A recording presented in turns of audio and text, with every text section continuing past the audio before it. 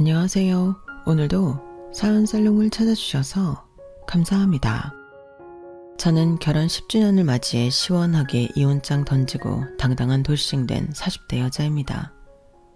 그리고 이혼한 지 1년을 막 넘긴 2년차 새내기 돌싱녀인데요. 이혼한 지 얼마 되지 않았고 또 이혼하고 나서 전 남편을 개털 만들어 아직까지는 전 남편이 저한테 매달리고 있는 중입니다. 게다가 저희 부부 사이엔 초등학교 다니는 딸이 한 명 있는데요. 둘 사이에 자식이 있다 보니 더 지저분하게 매달리고 있네요. 그런데 여기서 저나 딸아이가 황당한 건 전 남편이라는 인간이 평소에는 아빠 노릇도 제대로 하지 않았다는 건데, 그러면서도 아이 핑계를 아무렇지 않게 할 수 있다는 게 볼 때마다 놀라워요.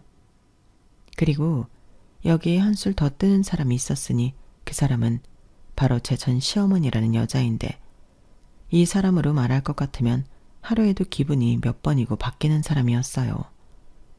그래서 지금도 어떤 날은 자기가 죄인이었다며 미안하다고 용서를 빌었다가, 또 어떤 날은 저더러 네가 뭔데 내 아들 인생을 망쳐놓냐고 책임지라고 악다구니를 하는데, 저는 결단코 그들이 바라는 대로 해줄 마음이 없네요.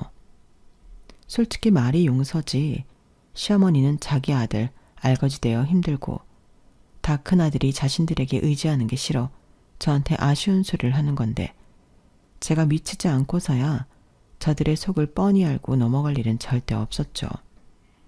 그리고 무엇보다 제 결혼 생활이 말도 앞서었을 만큼 최악이라 저는 그들이 저에게 어떻게 해도 예전으로 돌아갈 마음이 0.00001%도 없는데요. 여기에는 저의 가슴 아픈 사연이 있어요. 그렇다 보니 10년이라는 세월 동안 상처도 많이 받았는데, 그런 저에게 뻔뻔하게 재결합을 하자잖아요. 이건 저를 완전히 멍청한 호구로 알고 하는 말이에요. 그들은 언제나 저를 그렇게 만만하게 봤었거든요.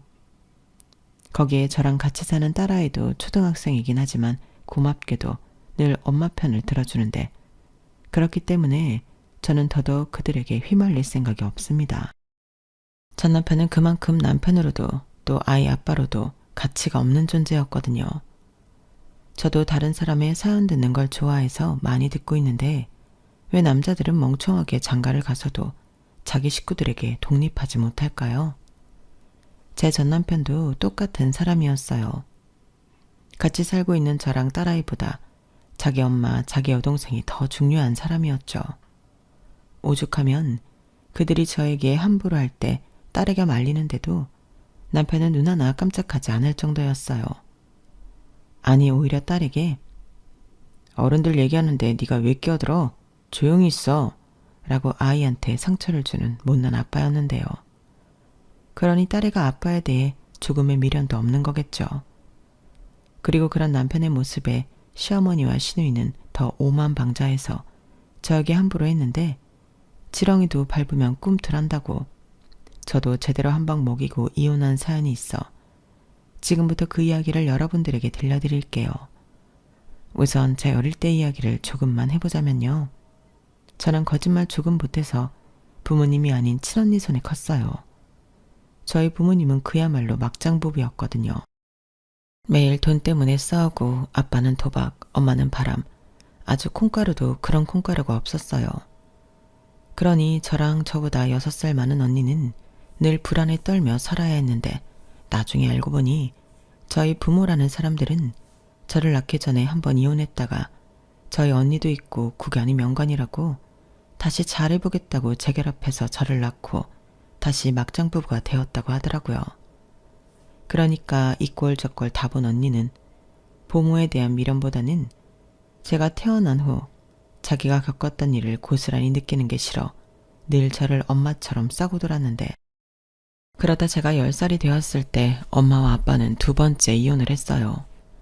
그리고 자기 인생이 더 중요했던 엄마라는 여자는 가뜩이나 없는 집안에 돈 될 만한 걸 모두 갖고 야반도주 해버렸는데, 그 뒤로 저희 자매는 굶주리고 힘든 생활을 할 수밖에 없었죠. 그리고 제가 13살이 되었을 때는 아빠가 다른 아주머니랑 재혼을 한다며 모르는 여자랑 남자, 저보다 3살 어린 남자아이를 데리고 집에 들어왔는데요. 왜 동화 속 팥쥐 엄마 아시죠? 딱 그런 아줌마였어요. 자기 아들만 귀한 자식이고 저희 자매는 밥이나 축내는 존재로 여기셨죠. 그리고 저희 아빠도 새 사람은 되지 못했는데요. 그러자 고3이었던 언니가 오래전부터 생각하고 있었는지 자는 저를 깨워 이렇게 말했어요. 내일 학교 끝나면 집 말고 근처 또리네 분식으로 와. 거기서 언니가 기다리고 있을게. 그리고 이건 절대 아무한테도 말하지 말고 혼자 와야 해. 어? 왜? 민정이한테도 얘기하면 안 돼? 아무한테도 얘기하면 안 돼. 나중에 다 언니가 이야기해 줄 테니까 까먹지 말고 꼭 또리네 분식으로 학교 끝나자마자 와. 알겠지? 저는 전날 언니가 왜 저렇게 말하는지 몰랐어요. 하지만 다른 사람도 아닌 언니가 하는 말이면 저는 무조건 듣는 아이였기 때문에 언니가 시키는 대로 다음날 학교 끝나자마자 학교 근처 분식점으로 갔고 분식점 아줌마의 안내로 언니를 만나 그 길로 저희는 그 동네를 떠나게 되었죠. 그때 언니는 몇 개월만 학교를 더 다니면 졸업을 할 수 있는데 학교까지 포기하고 저를 데리고 집을 나온 거였어요. 어차피 그 집에 있어봤자 희망도 없고 자기가 저 하나 잘 키우면 지금보다는 낫지 않을까 해서 그 길로 어디로 향한지도 모른 채 고속버스를 탔는데 언니가 그때 제 손을 아주 꼭 잡아주더라고요. 언니, 나 손 너무 아파. 그랬어? 미안. 언니가 긴장을 해서 손에 힘이 들어갔나 보다. 아프게 해서 미안해. 언니, 긴장했어? 왜? 글쎄, 왜 긴장했지? 아니야, 언니 하나도 긴장 안 했어. 그리고 이제부터는 우리 둘만 살 거야. 이제 더 이상 눈치 주는 아줌마도 없고 무서운 아빠도 없어. 그러니까 우리 은주 이제부터는 편하게 언니랑 살자. 언니가 최선을 다할게. 지금도 그때 그 장면만큼 아주 생생하게 기억해요. 19살. 자기도 아직은 어린 나이였는데 그런 결심을 했다니 제가 어른이 된 지금 돌이켜보면 그런 언니가 너무 짠합니다. 물론 곧 있으면 성인인 나이긴 했지만 그게 말이 성인이지 어른이 아니잖아요. 그런데도 언니는 자기가 어른이라고 저를 위해 희생하려 했고 그 뒤 고등학교도 중퇴하면서 돈을 벌기 시작했는데요. 저 역시 철이 빨리 들어 저 때문에 고생하는 언니한테 미안했어요. 그래서 고등학교 진학을 포기하고 돈을 벌까도 했는데요. 야, 너 지금 뭐라고 했어? 고등학교를 안 간다고? 제정신으로 하는 소리야? 왜 그렇게 화를 내? 나 딴에는 고민하고 얘기하는 건데. 무슨 그런 쓸데없는 고민을 해. 무조건 가야지. 뭐래. 언니도 고등학교 중퇴했잖아. 결국 이렇게 중졸이나 저렇게 중졸이나 같지 않아? 그리고 혼자 버는 것보다는 둘이 버는 게 낫지. 됐어. 누가 너더러 돈 벌래? 너는 그냥 공부해서 대학 가. 대학은 무슨, 그게 말이 되는 소리야? 우리 형편에 무슨 대학이야. 지금도 맨날 돈 없어서 쩔쩔매면서. 됐고, 나도 언니처럼 일해서 돈 벌 거야. 왜 언니만 힘들게 살아? 나 이제 언니한테 그만 미안해할래. 너 정말?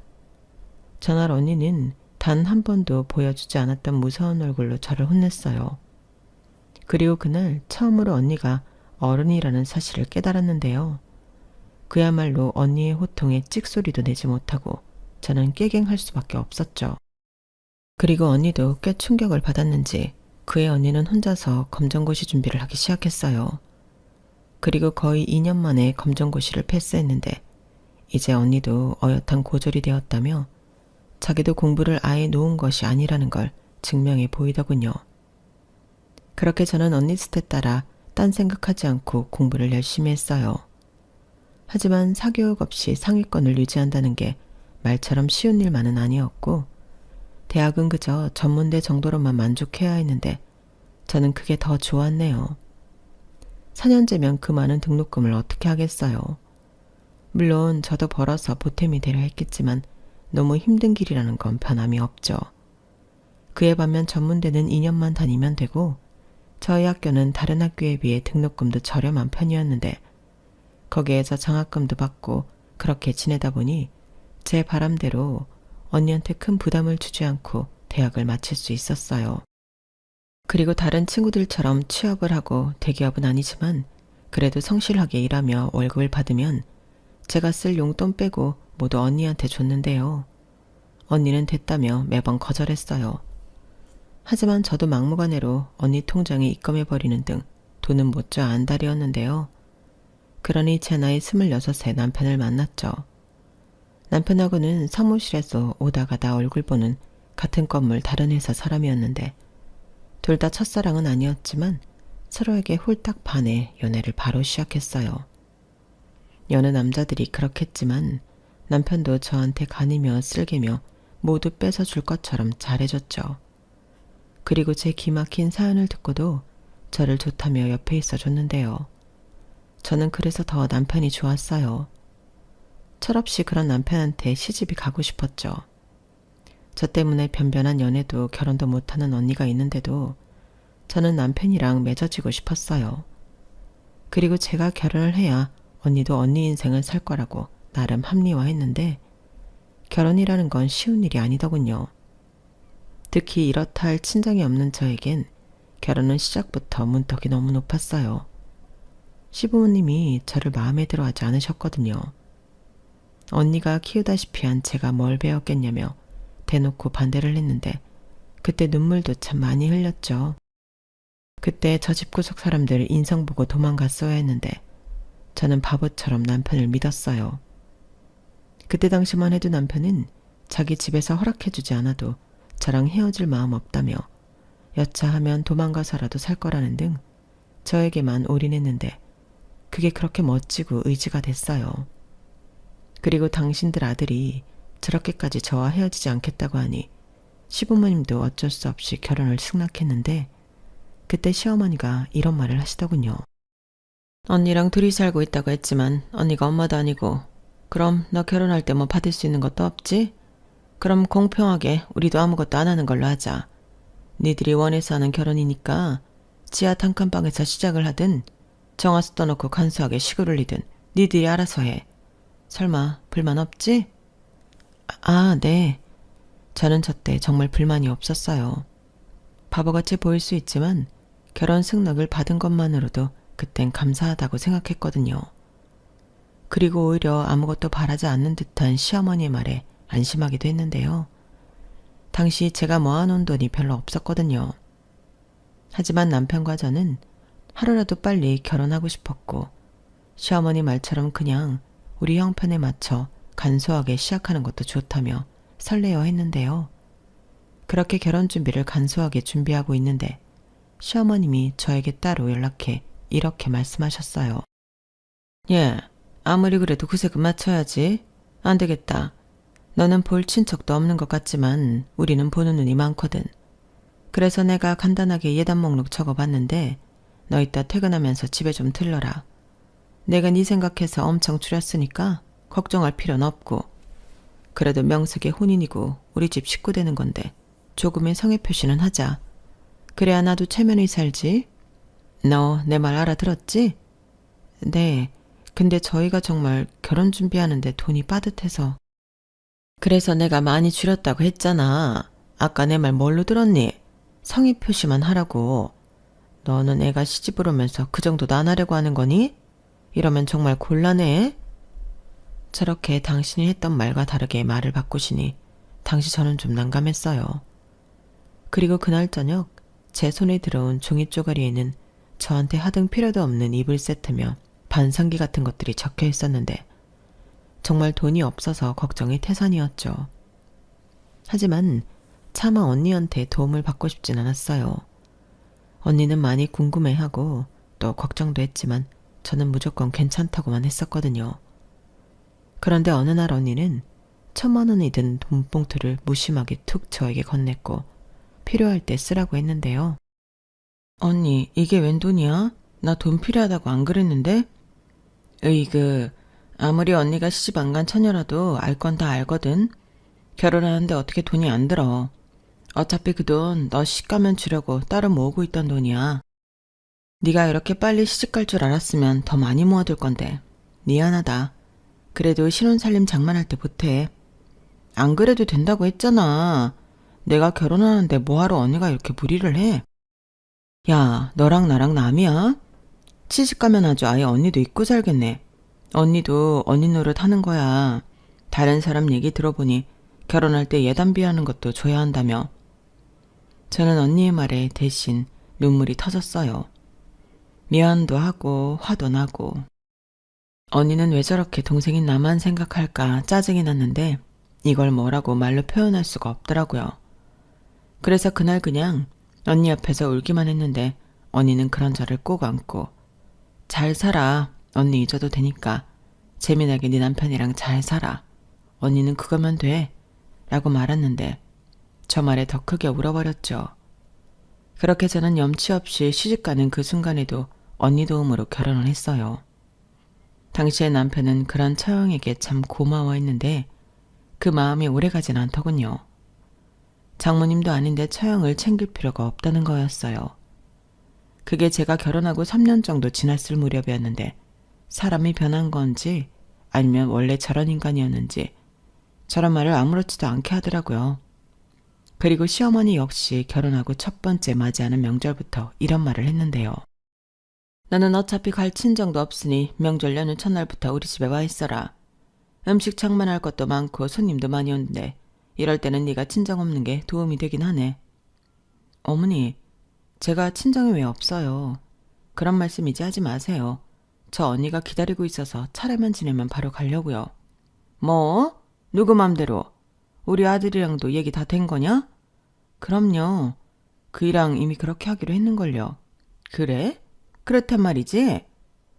저는 뭐가 그렇게 당당하다고 시어머니한테 자신만만하게 처음으로 하고 싶은 말을 했어요. 하지만 돌아오는 건 자기야, 미안해. 내가 엄마랑 아버지랑 얘기를 좀 했는데 우리 결혼하고 처음 만난 명절이라 친척들이 많이 온다고 했다네. 이번 명절만 자기가 좀 고생해라. 처형한테는 명절 다음에 가면 되지. 처형도 이런 날 모처럼 쉬면 좋지 않나? 괜히 우리가 가면 쉬지도 못할 것 같은데. 이딴 말이었는데요. 남편이 저렇게 나오니 마냥 싫다고만 할 수 없었어요. 시어머님이 가지 말라고 하는 거면 어떡하든 갔을 텐데 남편이 저렇게 말하니 마음은 내키지 않지만 용기가 나지 않았죠. 그리고 언니한테는 미안하다고 전화를 했는데 언니는 괜찮다고 아주 쿨하게 얘기했어요. 남편 말처럼 자기도 모처럼 늘어지게 쉴 수 있겠다며 좋아했는데 언니가 좋다고 하니 그런가 보다 했죠. 하지만 언니는 그날 사위 같은 제부가 온다고 이것저것 많이도 장만해줬다고 했는데 이건 정말 나중에 제가 아이를 낳고 알게 된 사실이었어요. 이렇듯 시댁은 점점 저를 친정 없는 며느리라며 자기들 마음대로 쥐락펴락 하려고 했는데 남편이 점점 제 편이 아닌 자기 집 편을 들기 시작하더군요. 그게 아마 제가 임신을 했을 때부터인 것 같은데요. 저는 아이까지 생기니 더더욱 그런 남편과 시댁에 맞설 수 없게 되었어요. 이런 말 한심하게 들리실 수 있는데 버림받고 싶지 않았거든요. 제가 꾸린 가족이라는 걸 지키고 싶었어요. 특히 아이가 태어난다고 생각하니 저는 제 친정 부모 같은 사람은 되고 싶지 않았는데요. 제 아이는 저나 언니처럼 크질 않길 바랬죠. 하지만 문제는 남편도 시댁 식구들도 그런 제 마음을 알았다는 건데 그러니 점점 저를 만만한 호구로 알았어요. 자기네들이 어떻게 하든 제가 이혼하지 못할 거라고 확신한 모양이었어요. 그리고 제가 결혼할 때 뭐 하나 보태준 것도 없고 결혼 생활할 때도 반찬 한 번 싸준 적 없는 시어머니는 바라는 건 엄청 많으셨는데요. 언제부터 자기네 집이 뼈대 있는 집안이 되었는지 저한테 할 도리만 요구하셨어요. 집안의 온갖 제사에 저는 꼭 참석해야 했고 만삭이 되어 서 있어도 힘들고 앉아도 힘든 저에게 끊임없이 일을 시키셨는데 그때도 그 입이 가만히 있지 않으셨죠. 예, 너만 임신한 거 아니다? 나는 애를 둘이나 낳았어. 그러면서도 이것보다 음식도 더 많이 했고 일이 얼마나 많았는지 아니? 게다가 지금 네 뱃속에 애도 아들이 아니잖아. 그러니 괜히 힘든 내색 하지 말고 하나라도 일을 찾아서 해. 그게 네가 꼬투리 안 잡히는 방법이야. 어머니, 제가 힘든 내색을 하는 게 아니고 정말 힘들어서 그래요. 조금만 쉬다 하면 안 될까요? 뭐? 너는 그럼 날 새도록 음식만 할래? 곧 있으면 어르신들 죄다 오실 텐데 얼른 빨리빨리 해야지. 이것도 다 근성이야. 우리처럼 뼈대 있는 집안은 여자들이 모름지기 척척 해내야 한다니까? 시어머니는 그렇게 자기가 이미 다 해봤다며 이 정도는 별거 아니라는 등 모든 음식 준비를 저에게 미루셨어요. 그리고 자기는 정신없이 왔다 갔다만 하는데 그게 더 짜증이 났죠. 실질적인 일은 하나도 하지 않으시면서 그 입만 가만히 있지를 못하시는데 이건 뭐 몸이 불편하면 마음이라도 편해야 할 것을 그러지도 못했어요. 그래도 그렇게 마련한 음식에 친척들이 놀라며 말 한 자리라도 몸도 무거운데 고생했다. 원래 임산부는 이런 거 시키는 거 아닌데 등등 하셨는데 그러면 시어머니가 얄밉게도 아 고모님도 참 얘는 그냥 앉아만 있었어요. 일은 당연히 제가 다 했죠. 저 그렇게 막 나가는 시어머니 아니에요. 제 성품 아시면서 누가 보면 만삭며느리 일 못 시켜서 안달난 못된 시어머니인 줄 알겠네요. 라며 눈 하나 깜짝하지 않고 거짓말을 하셨어요. 왜 그런 거 있잖아요. 그냥 사람이 주는 거 없이 싫은 거. 저는 그때부터 시어머니가 그냥 싫더라고요. 원래도 좋아하기 힘든 자리가 시어머니 자리인데 저는 핸드폰에 뜨는 시어머니 글자도 싫었어요. 그런데 그런 저의 모습에 남편은 불만이 쌓여갔고 제가 자기 엄마 마음을 너무 몰라준다며 저를 나쁜 며느리로 몰아갔는데 그래서 그때부터 남편과 잘 지내다가도 시댁 얘기가 나오면 싸우게 되더군요. 저도 서운했으니까요. 하지만 그것도 아이를 의식해 저는 많이 참았는데 제가 자꾸 참아주니까 이 인간이 적당히를 모르더군요. 제가 할 말이 없어서 말을 못하는 줄 아는 것 같았어요. 그래서 착각은 자유니 네 알아서 하라고 생각하고 포기하고 9년 넘게 그 인간과 살았는데요. 시댁에는 시어머니 말고도 저를 건드리는 이가 한 명 더 있었죠. 그건 바로 저보다 3살 어린 남편의 여동생, 그러니까 신우였는데 분명 결혼 전까지만 해도 둘이 서로를 소 닭보듯 하던 남매가 어느 날부터 갑자기 우애가 남다른 애틋한 남매가 되어 있더라고요. 솔직히 저는 그것도 꼴보기 싫었어요. 저희 신우가 생긴 것부터 성격 말투까지 자기 엄마를 빼다 박았는데 오죽하면 제가 신우이를 핸드폰에 시어머니 미니어처라고 저장했을 정도였다니까요. 그리고 시어머니야 제 윗사람이라 참는다 치지만 신우는 저보다 아랫사람인데 자기 부모를 등에 업고 저에게 함부로 하려 했는데 저도 신우한테까지는 만만해 보이고 싶진 않아서 싫은 말도 자주 하곤 했어요. 그러자 그 때문에 남편을 포함한 시댁 식구들과 사이가 더 나빠졌는데요. 그도 그럴 게 저희 신우가 변변한 직업도 없이 남의 등골 파서 놀고 먹고 싶어하는 한심한 종자였거든요. 보통은 만만한 남자 하나 잡아 벗겨먹고 그랬는데 남자가 없으면 오빠한테 5만 원만 10만 원만 그렇게 돈을 뜯어갔어요. 그러니 집안의 돈 관리를 맡아서 하는 저는 신우의 그런 돈 타령이 싫었고 단 한 번도 순순하게 준 적이 없는데 10번 얘기하면 한두 번 줄까 말까 했더니 거기에 심술이 나서 더 미운 짓을 하는 신우였어요. 너무 유치하지 않나요? 그래도 수준이 그것밖에 안 되는데 저도 어쩔 수 없었죠. 그래서 최대한 무시하는 게 정답이다 생각하고 돈 얘기하면 10만 원 달라고 하는 거 5만 원 주고 5만 원 달라고 하면 아예 안 주는 등 저 나름대로 신우를 길들였는데 신우의 불만이 폭발했어요. 그리고 이를 보다 못한 남편이 저에게 그러더군요. 가만 보니까 네가 내 동생이 만만하구나. 왜? 집안의 막내라 자기 밑으로 보여? 그럼 아가씨가 내 위야? 위아래를 따지자는 얘기가 아니잖아. 내 동생이면 자기 동생이기도 한 건데 왜 유독 미진이한테만 짜게 구는 건데? 그렇게 미진이가 만만해? 누가 만만하대? 그리고 위아래는 자기가 먼저 따졌잖아. 오히려 그렇게 따지면 아가씨가 나를 만만하게 보는 거지. 내가 그 정도 했으면 눈치 봐야 하는 거 아닌가? 그리고 자기랑 어머님도 그래. 아가씨 나이가 몇 살인데 저걸 봐줘? 언제까지 한심한 응석을 받아줄 건데. 뭐? 한심? 지금 자기 동생 아니라고 막말하냐? 그래. 애가 막내라서 아직 철이 안 들어서 그래. 그런 걸 가지고 어떻게 매정하게 그런 말을 해? 됐다. 이미 선입견이 있는 너랑 무슨 말을 더 하겠니? 근데 다음부터는 내 동생이 달라고 하면 다 줘. 그래도 내가 지 오빠인데 나라도 들어줘야지. 아이고 아주 동생 밥은 아셨네. 됐거든. 정 그러고 싶으면 자기가 알아서 줘. 자기 용돈에서 주든지. 저런 식으로 남편은 자기 동생만 싸고 들었는데 저러니 신우가 정신을 차릴래야 차릴 수가 없었어요. 그리고 그러다 신우가 한 남자를 잡은 것 같았는데요. 그 남자도 눈이 삐었는지 전문직에 있는 집안 남자라면서 신우한테 홀딱 빠져 정신을 못 차린다는 것 같더군요. 저는 그 말 듣고 별 감흥이 없었어요. 아니, 오히려 이제 벗겨먹을 남자가 생겼으니 당분간은 우리한테 돈 달라고 하진 않겠다 생각해 좋았는데요. 그러다 저한테도 기쁜 소식이 날아 전해졌죠. 그건 바로 저희 친정언니가 결혼을 하기로 했다는 거였어요. 사실 저희 언니에겐 언니만을 기다리고 바라보는 남자가 있었는데요. 언니가 싫다고 계속 거절했어요. 처음엔 제가 어려서 거절하고 나중엔 자기가 나이도 있고 애들 낳을 수 있을지 없을지 모르는데 결혼을 하는 게 아닌 것 같다며 밀어냈는데 거진 10년 넘게 언니만을 바라보다 드디어 제 형부가 되는 거였어요.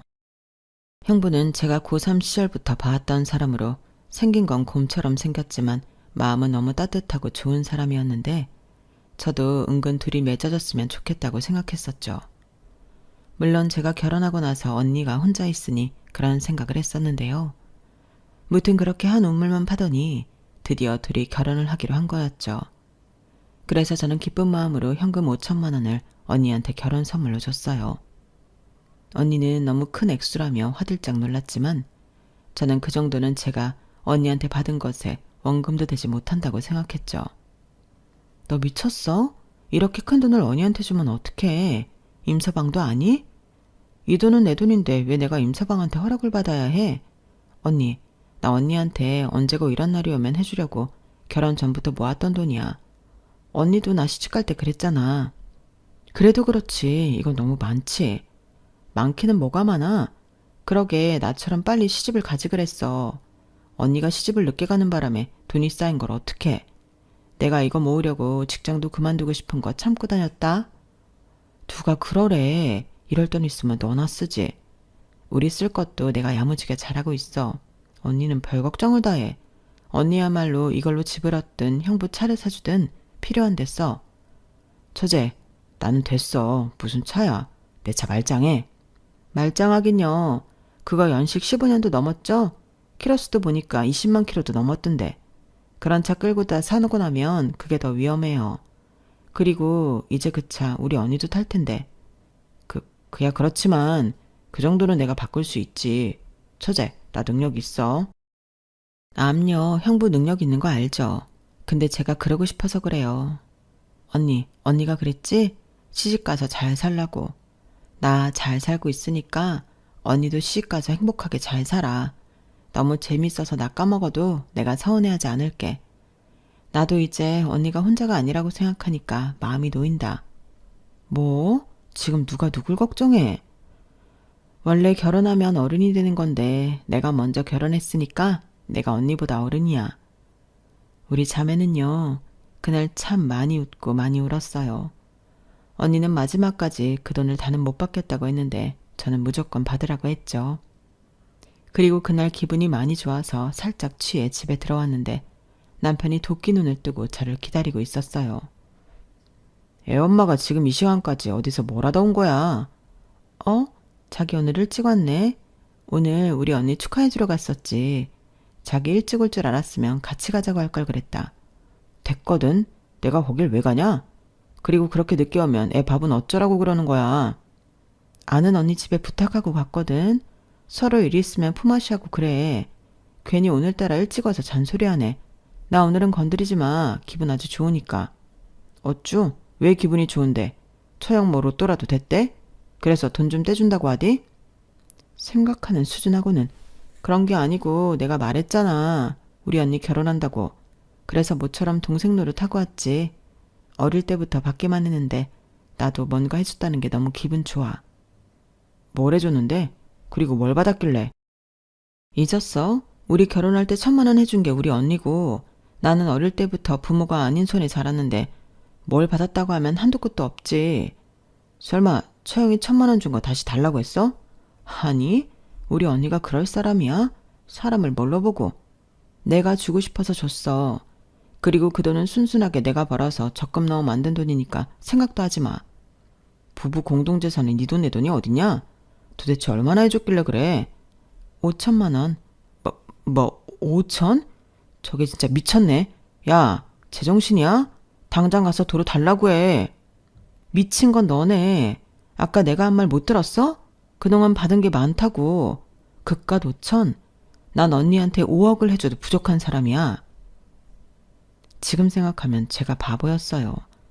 저렇게 남편한테 다 얘기할 게 아니었는데 저는 괜히 술김에 얘기한 그 5천만 원 때문에 몇 달을 들들 벗겨야만 했는데요. 입이 방정이지 하는 마음으로 저는 제가 감수해야 하는 벌이라고 생각했어요. 그리고 남편이 아무리 쓰레기라도 저희 언니한테 가서 그 돈을 다시 내놓으라고 할 수는 없을 거라고 생각했는데요. 오히려 다른 곳에서 문제가 터졌죠. 글쎄 만난 지 얼마나 됐다고 신우이가 결혼을 하겠다고 선언했는데 시댁은 완전 축제 분위기였어요. 앞서 말했듯 신우가 물어온 남자가 꽤 조건이 괜찮았고 그게 아니더라도 이참에 골칫덩이인 딸을 치울 수 있다는 생각에 시어머니는 입이 귀에 걸릴 정도였는데 남편도 좋아 죽더라고요. 솔직히 저도 나쁘지 않았어요. 이래저래 눈에 가시 같은 신우가 시집가면 그만큼 덜 볼 테고 저한테 돈 얘기는 더더욱 하지 않을 테니 저도 좋았죠. 그런데 시어머니가 신우 결혼 문제로 상의할 것이 있다며 저를 부르셨는데요. 그때부터 살짝 촉이 왔어요. 그래서 저 역시 받은 게 없는데 신우한테 뭘 해줄 생각이 없었고 그래도 남편이 지랄하면 봐서 TV나 냉장고 같은 건 하나 해줘야겠다고 생각하고 있었는데요. 시댁에 가니 그날따라 남편이 일이 있다며 시댁에 못 온다고 하더군요. 그리고 그때부터 장장 1시간 넘게 신우 신혼집에 대한 이야기를 들었는데 제가 왜 저 소리를 듣고 있어야 하나 이해할 수 없었어요. 집값이야 저렴했을 때가 없었는데 그런 이야기를 저한테 해서 얻으실 게 뭐가 있나. 저 혼자만 듣기 싫은 이야기를 꾸역꾸역 듣고 있었죠. 그러다 드디어 본론의 이야기가 나왔는데요. 신우네 예비시댁에서 아파트 전세 얻어준다고 했는데 그렇기 때문에 혼수를 신경 써야 한다고 속내를 비추셨어요. 그래서 저는 이때다 싶어 바로 이야기를 꺼냈죠. 안 그래도 TV나 냉장고 같이 비싼 것 중에 하나는 저희가 해주려고요. 뭐? 꼴랑 TV나 냉장고? 너 설마 그걸로 네 신우 결혼하는데 입 닦으려는 건 아니지? 네? 그게 무슨 말씀이세요? 저는 결혼할 때 아무것도 못 받았는걸요. 어머님이 그러셨잖아요. 저는 해줄 친정도 없으니까 아무것도 안 해주신다고. 그리고 그때 아가씨는 저희한테 뭐 해준 것도 없는데요. 예, 지금 여기서 그때 말이 왜 나오니? 지금은 상황이 다르잖아. 그리고 네가 애야? 유치하게 네 신우가 뭘 해줬는지 따지게? 그때 걔가 어렸잖아. 에이, 어렸어도요. 그리고 저는 받은 것도 없지만 누구처럼 안 하겠다는 것도 아니잖아요. 요즘 TV나 냉장고 비싸요, 어머니. 비싸봤자 TV고 냉장고지. 그러지 말고 네가 우리 미진이한테 5천만 원 혼수 좀 해줘라. 사실 5천만 원도 빠듯하지. 네? 5천만 원이요? 그래, 뭘 놀라고 그러니? 나도 얘기 다 들었다. 넌 네 언니 결혼한다고 현금 5천 해줬다며. 그럼 신우도 가족인데 똑같이 해줘야 하는 거 아니냐? 그래야 공평하지. 아니요, 하나도 안 공평해요. 저희 언니한테 준 돈은요, 제가 개인적으로 모아서 준 돈이에요. 결혼 전부터 모으기 시작했고 이미 용도가 정해진 돈이었다고요. 그리고 아시잖아요. 저는 친정 부모님도 아닌 언니 손에 컸다는 거. 그리고 저희 언니가 저 결혼할 때 돈 주지 않았으면 저 어머님이 주신 예단도 못했어요. 아, 시끄러워. 뭘 그렇게 써야되니? 그럼 너는 친정언니만 가족이고 우리 미진이는 가족이 아니라는 거야. 뭐야? 모름지기 여자는 시집 오면 출가 외인인데 그럼 그 5천만 원을 네 언니가 아닌 네 신우한테 썼어야지. 너는 그렇게 사리분별이 안 되니? 네가 지금 여기에 현금 5천 내놔봤어라. 내가 너한테 하는 대우가 달라진다. 아니, 어떻게 그 머리로 여태 직장을 다녔어? 어머니, 말씀 함부로 하지 마세요. 솔직히 뭐 이쁜 신우라고 제가 그렇게까지 하나요? 저는 TV나 냉장고 외에는 해줄 능력도 마음도 없으니 저를 뭐라고 욕하셔도 저는 더 드릴 말씀이 없습니다. 그럼 얘야, 네가 네 이름으로 대출을 좀 받아라. 그것 정도는 할 수 있지 않니? 대신 네가 대출을 받으면 거기에 반은 우리가 부담하마. 여보, 아니 그게 무슨 말이야? 우리가 반을 왜 내? 얘가 없다잖아. 그럴 마음도 없다는 애한테 막무가내로 강요해봤자 뭐가 나와? 나 참 기가 막혀. 아니, 명색이 오빠고 세연이면 그 정도는 당연한 거지.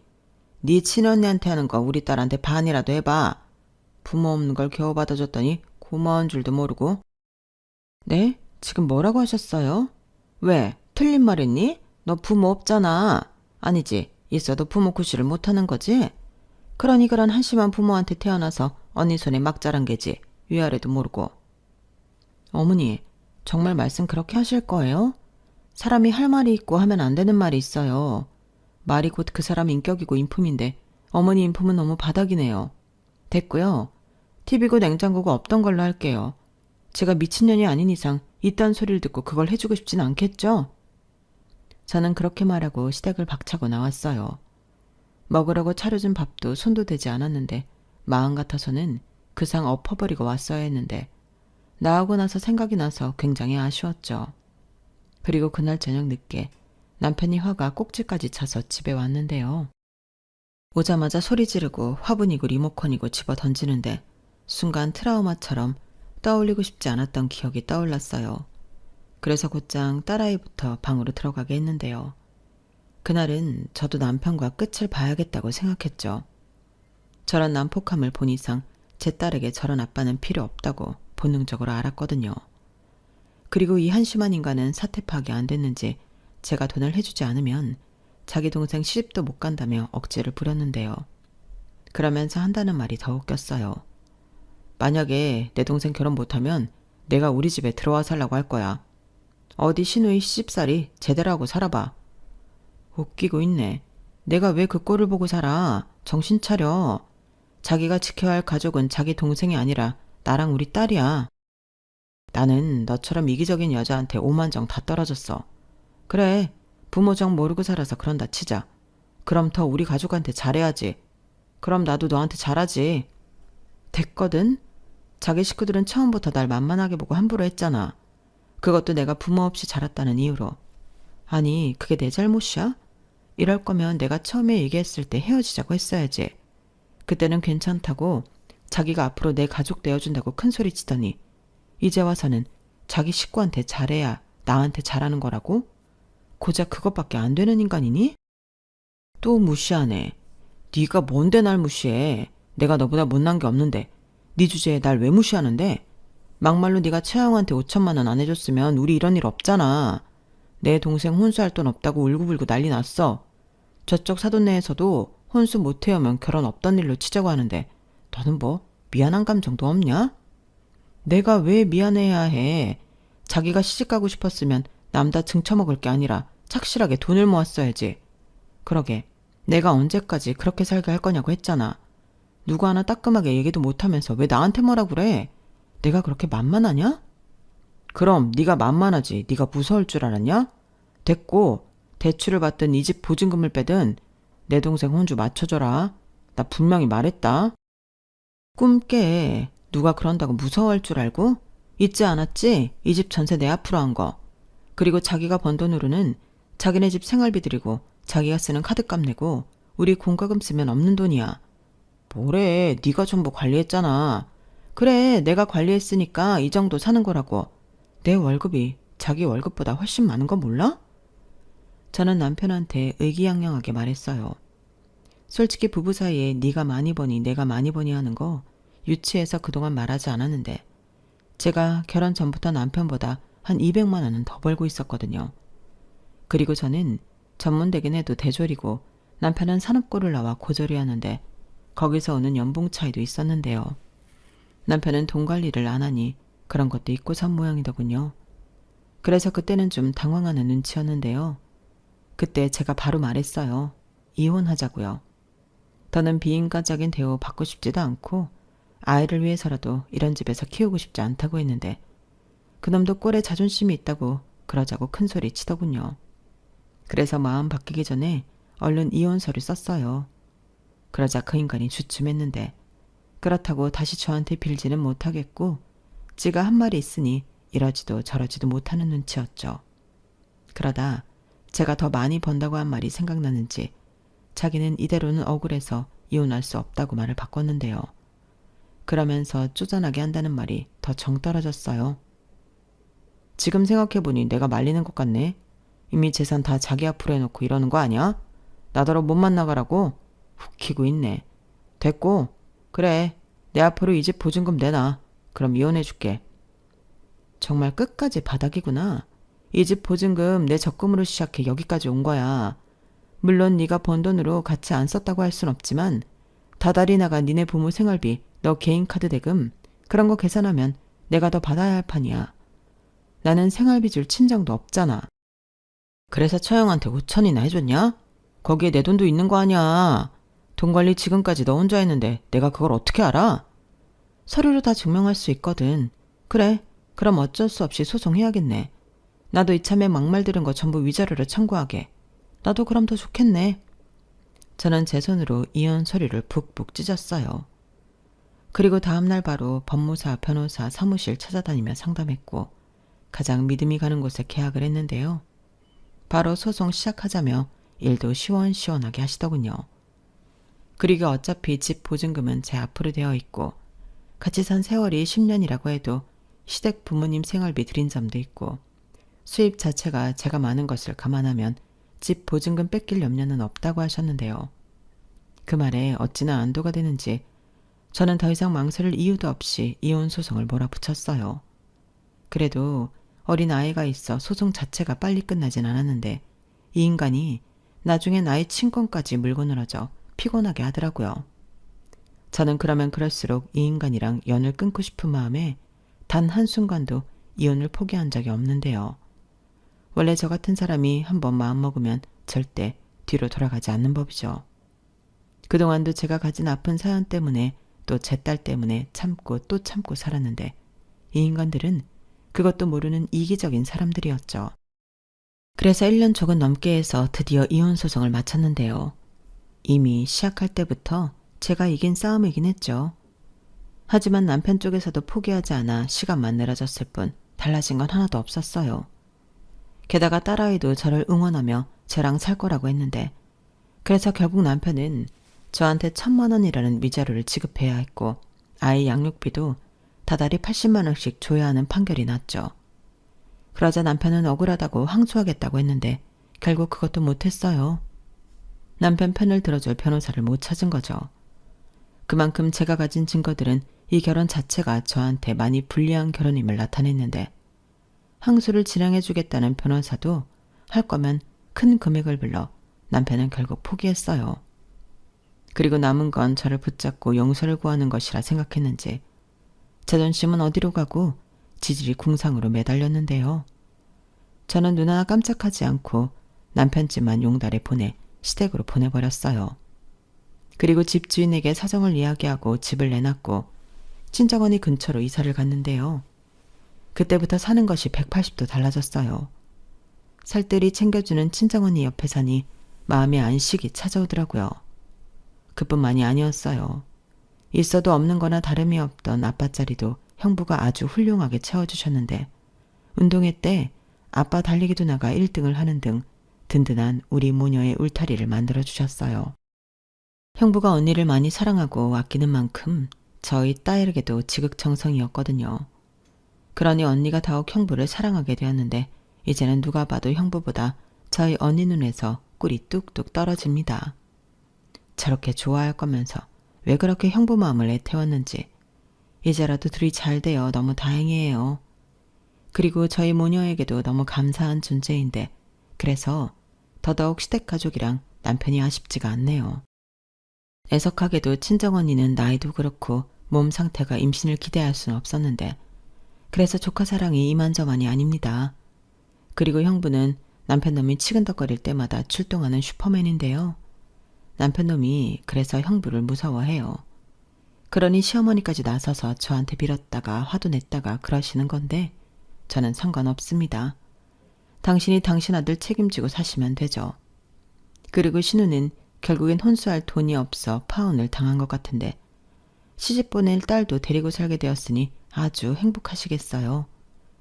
그리고 어이없게도 파혼당한 신우가 혼수 안 해준 대탓을 한다고 들었는데요. 저게 아주 미친 거죠. 지 나이가 몇인데 누굴 원망하나요? 애당초 남의 돈으로 시집갈 생각을 했던 것부터 잘못이라는 걸 그 기집애는 죽을 때까지 모를 겁니다. 아, 저런 딸을 가만히 두는 저 식구들도 영영 뭐가 문제인지 모르고 살 것 같은데 정말이지 한심하게 짝이 없어요.